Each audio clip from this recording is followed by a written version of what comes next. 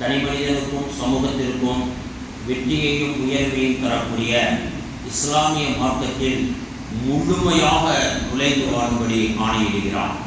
வணக்க வழிபாடுகளில் மட்டுமல்ல, வாழ்வியலில் அனைத்து விஷயங்களிலும், அது திருமணமாகட்டும், குழந்தை வளர்ப்பாகட்டும், குடும்பம் நடத்துதலாகட்டும், கொடுக்கல் வாங்கலாகட்டும், வியாபாரமாகட்டும், விவசாயமாகட்டும், இன்னும் எந்த துறைகளாகட்டும், அனைத்திலும் இஸ்லாத்தை பின்பற்றி வாழுங்கள், அனைத்திலும் உங்களிடத்தில் இஸ்லாம் வந்து விடட்டும் என்பதாக அல்லாஹ் தன்னுடைய திருமறை குர்ஆனிலே சொல்லி காட்டுவார். எப்பொழுது ஒரு மனிதன் அல்லாஹ்விற்கு வழிபடுகிறாரோ அப்பொழுது அவர் முஸ்லீமாகிவிடுவார், இஸ்லாத்தை ஏற்றுக்கொண்டவராகிவிடுவார். அல்லாஹ் நம் அனைவரையும் முஸ்லீம்களாகவும் இஸ்லாத்தின் முழுமையாக நுழைந்து வாழும் பாக்கியம் பெற்றவர்களாகவும் அதன் மூலம் இருவுலக வெற்றியை பெற்ற பாக்கியத்திற்குரியவனாக ஆக்கி தந்தர் புரிவானாக. சங்கையான பெருமக்களே, ஹஜ்ரத் ரசூலுல்லாஹி ஸல்லல்லாஹு அலைஹி வஸல்லம் அவர்கள் தான் நபியாக அனுப்பப்பட்டு அந்த மக்கா முக்கர்ரமாவிலே ஏறத்தாழ 13 ஆண்டு காலங்கள் சொல்லனா துன்பத்திற்கு உள்ளாக்கப்பட்ட நேரத்திலும் கூட அவர்கள் சத்திய மார்க்கத்தை ஏற்று வந்த தன் தோழர்களாகிய சஹாபா பெருமக்களுக்கு எடுத்துரைத்ததெல்லாம் ஈமானை பற்றித்தான். வேறு எந்த கடமைகளும் அப்பொழுது அல்லாஹ் இழக்கவில்லை. மாறாக ஈமான் ஈமான் உறுதி உறுதி அல்லாஹ்வின் நம்பிக்கை நம்பிக்கை என்றுதான் அவர்கள் புடம் போட்டார்கள் தன்னுடைய தோழர்களை, சஹாபா பெருமக்களே. ஏன் ஒரு முஸ்லிமுக்கு ஈமான் அந்த அளவிற்கு அவசியம், அந்த அளவிற்கு நம்பிக்கை அவசியம். ஒரு தாய்க்கு மட்டும்தான் தெரியும் அந்த குழந்தை தான் பெற்றது என, யாருக்கு பிறந்தது என அல்லாஹ்வை தவிர தாய்க்கு மட்டும்தான் தெரியும். நாம் நம்புகிறோம் நமக்குத்தான் பிறந்தது, நம் மனைவிக்கு பிறந்த குழந்தை நம் குழந்தைதான் என்று நம்புகிறோம். அதுதான் வாழ்க்கை. அந்த நம்பிக்கை பல 100 மடங்கு இந்த தீனுடைய விஷயத்தில் நமக்கு இருந்தார்கள் என்ற மக்கள் அல்லாஹ் பாதுகாப்பானாக. எந்த தம்பதிகளுக்கு இடையிலாவது இந்த குழந்தை பெற்றெடுத்த தாய்க்கு அதிலே எந்த விதமான சந்தேகம் இல்லை, அதற்கு காரணமான தாய் அந்த தந்தை சந்தேகித்து விடுவானேயானால் அந்த குடும்பத்தின் வாழ்க்கை எப்படி இருக்கும்? இது நமக்கு பிறந்த குழந்தையா என்ற சந்தேகம் மட்டும் வந்து விடுமையானால், நம்பிக்கை மட்டும் இழந்து விடுவானேயானால் அந்த குடும்பத்தினுடைய வாழ்க்கை சீரழிந்து விடாதா? அதே போன்றுதான் பெருமக்களே, அல்லாஹ் மீது நம்பிக்கை, அவன் எவற்றின் மீது ஈமான் கொள்ள வேண்டும் என்று சொல்கிறானோ அவற்றின் மீதெல்லாம் நம்முடைய அறிவுக்கு அது புலப்பட்டாலும் சரி புலப்படாவிட்டாலும் சரி நாம் அதை ஈமான் கொண்டே ஆக வேண்டும். கடந்த பல தினங்களாக இதுதான் இஸ்லாம் என்ற தலைப்பிலே நபி ஹஜ்ரத் பெருமானார் ஸல்லல்லாஹு அலைஹி வஸல்லம் அவர்களிடத்திலே மனித உருவத்தில் ஜிப்ரீல் அலைஹிஸ்ஸலாம் வந்து நமக்கு கற்றுக் கொடுப்பதற்காக இஸ்லாத்தை பற்றி கேட்டு, ஈமானை பற்றி கேட்டு, இஹ்சானை பற்றி கேட்டு, மறுமை நாள் எப்பொழுது என்று கேட்டு, இது போன்ற விஷயங்களுக்கெல்லாம் பெருமானார் பதில் சொன்னார்கள் அல்லவா? அத்தனை விஷயத்தையும் நாம் பார்க்கும் பாக்கியத்தை அல்லாஹ் நமக்கு வழங்கினான். அவற்றின்படி வாழும் பாக்கியத்தை அல்லாஹ் நமக்கு தந்தர் புரிவானாக. அந்த ஈமானிலே பெருமானார் சொல்லி காட்டுவார்கள், மௌத்திற்கு பின்னால் உங்களை அல்லாஹ் எழுப்புவான் என நீங்கள் ஈமான் கொள்ள வேண்டும் என்று சொன்னார்கள். இந்த நபிலே பலருக்கு அதிலே சந்தேகம் வரலாம். முஸ்லிமுக்கு வராது, மூமினுக்கு வராது. என் ரப்பு சொல்லிவிட்டானா அது அப்படியே நடந்தே தீரும் என நம்புவார்.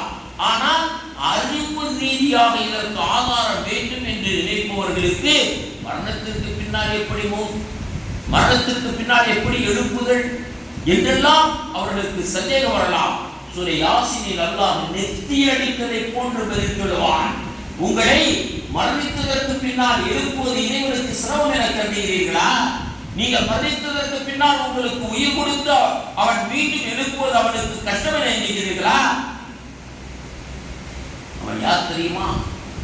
நீங்கள் உயிருடன் இருந்து மரணிக்க செய்தவனும் அவன்தான், உங்களை ஒன்றுமே இல்லாமல் படைத்தவனும் அவன்தான் என்று சொல்லி காட்டுவான். உங்களுடைய தந்தை முதல் மனிதர் ஹஜ்ரத் ஆதம் அலைஹிஸ்ஸலாத்தை ஒரு ஈரமான மண்ணிலிருந்து படைத்தார். அதற்கு பின் உங்களை எல்லாம் உங்களுடைய தந்தையினுடைய துப்பாக்கிலிருந்து படைத்தவன் அவன்.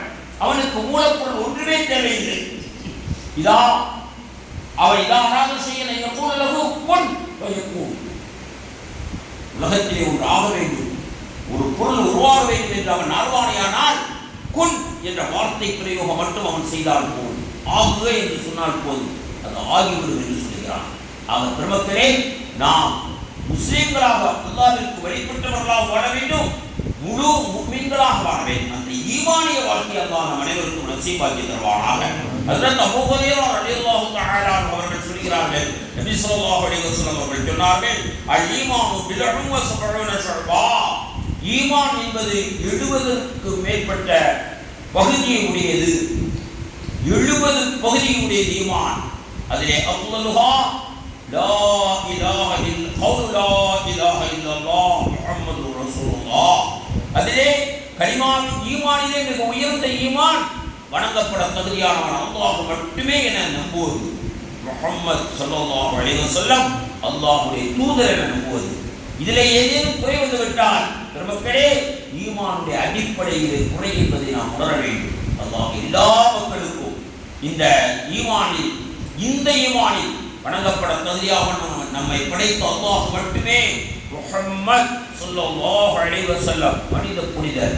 இந்த உலகத்தினுடைய சரித்திரத்தையே மாற்றி அமைத்தவர். ஒழுக்கமின்மையை ஒழித்து ஒழுக்க மிகுந்த ஒரு சமூகத்தை கட்டமைத்த காத்தமுன் நபி ஸல்லல்லாஹு அலைஹி வஸல்லம் அவர்கள் அல்லாஹ்வுடைய தூதர் என நாம் நம்ப வேண்டும் பெருமக்களே. மேலும் இதுதான் ஈமானுடைய மிக பிரதானமான சிறந்த அந்தஸ்து. வஅத்னாஹா இமாத்தத்துல் அதானி தரீக் வல் ஹயா ஷரபத் மினல் ஈமான் முத்தஃபகுன் அலைஹ். ஈமானிலே எவ்வளவு உயர்ந்த மார்க்கம் இஸ்லாம் பாருங்கள். இறை நம்பிக்கையிலே உயர்ந்தது லா இலாஹ இல்லல்லாஹ் முஹம்மதுர் ரசூலுல்லாஹ் என்ற கொள்கையை உரைப்பது, அதனை ஏற்று வாழ்வது. ஈமானிலே தாழ்ந்தது வழியில் கிடக்கும் நடப்பவர்களுக்கு செல்பவர்களுக்கு இடையூறு தரக்கூடிய கல் முள் போன்ற இடையூறு தரும் பொருட்களை வழியிலிருந்து அகற்றுவது. இதுவும் ஈமான் என்று சொல்லுவாங்க. ஈமான் என்றால் இறைவனை நம்புவது, மலக்குகளை நம்புவது, அவரது அல்லாஹ்வுடைய வேதத்தை நம்புவது, மலக்குமார்களை நம்புவது எல்லாம் ஈமான் தான். ஆனால் வாழ்வியலும் ஈமானுக்குள் பெருமானார் ஸல்லல்லாஹு அலைஹி வஸல்லம் அவர்களின் மூலமாக அல்லாஹ் நமக்கு வழங்குகிறார். வழியிலே ஒரு முள் கிடைக்கிறது, வழியிலே ஒரு கத்தி கிடைக்கிறது, பிளேடு கிடைக்கிறது. வழியிலே பாராமல் எதிரேனும் வந்துவிட்டால் அவருக்கு பாதகம் செய்துவிடக்கூடிய ஒரு பொருள் கிடைக்கிறது என்றால் அந்த பொருளை அல்லாஹ்விற்காக வேண்டி அகற்றுவது ஈமான். எப்படி வருகிறது? நாளை இந்த செயலை செய்வதற்காக இறைவன் எனக்கு நல்ல சொர்க்கத்தை தருவான் என்ற ஒரு எண்ணம் மூமினுடைய உள்ளத்தில் இருந்தவர்கள். ஒரு நிகழ்வை சொல்லி இந்த சிறு உரைக்கு நிறைவுக்கு வர அல்லாஹ்வின் உதவியை நாடுகிறேன். இதன் மூலம் எனக்கும் உங்களுக்கும் அல்லாஹ் ஹிதாயத் தருவானாக. ஒரு மனிதர், அவரை பற்றி ஸல்லல்லாஹு அலைஹி வஸல்லம் அவர்கள் சில தருணங்களிலே அவர் சொர்க்கத்திற்குரியவராக இல்லை என்று சொல்வார்கள், மாற்றமான கருத்து சொல்வார்கள். ஒரு தடவை சொன்னார்கள், அந்த மனிதர் சொர்க்கவாதியாக ஆகிவிட்டார் என்று சொன்னார்கள். ஒரு மனிதரை குறித்து பெருமானார் சொர்க்கவாதிக்கு மாற்றமான கருத்து சொல்வார்கள். ஒரு நாள் சொன்னார்கள், அந்த மனிதர் சொர்க்கவாதியாக ஆகிவிட்டார். பல சம்பவங்கள் இப்படி நடந்திருக்கின்றன. சஹாபாக்கள் கேட்டார்கள், யாரை சொல்லலாம், எதற்காகத்தான் அவர் சொர்க்கவாதியாக மாறினார்? சொன்னார்கள் ரசூலுல்லாஹி ஸல்லல்லாஹு அலைஹி வஸல்லம், மனிதர்கள் நடந்து செல்லும் கடந்து செல்லும் பாதையிலே ஒரு மரம் விழுந்து விட்டது. அந்த மரம் விழுந்தமையின் காரணத்தால் மனிதர்களால் செல்ல முடியாத சிரமம் ஏற்பட்டது. மனிதர்கள் சிரமமின்றி அந்த பாதையில் நடந்து செல்ல வேண்டும், அவர்கள் இந்த பாதையை எந்த சிரமம் இல்லாமல் போய்விக்க வேண்டும் என்ற கருத்திலே எனக்காக வேண்டி என் பொருத்தத்தை நாடி அந்த மனிதன் பாதையிலே மக்களுக்கு சிரமத்தை ஏற்படுத்தி கிடந்த அந்த மரத்தை வெட்டி அகற்றினார். எனக்காக வேண்டி செய்த இந்த சிறு அமலை ஈமான் வந்து விடுகிறது அல்லவா?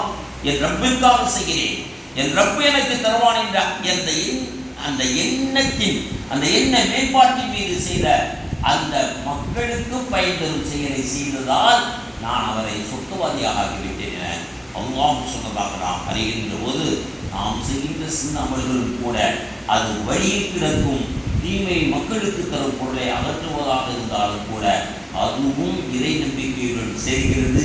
அது இறைவனிடத்தில் நமக்கு நல்ல கூலியையும் அந்தஸ்தையும் பெற்றுத் தருகிறது என்ற பெருமையை விளங்கியவர்களாக ஈமானுடன் வாழ வல்ல ரஹ்மானிடம் நாம் துஆ செய்வோம்.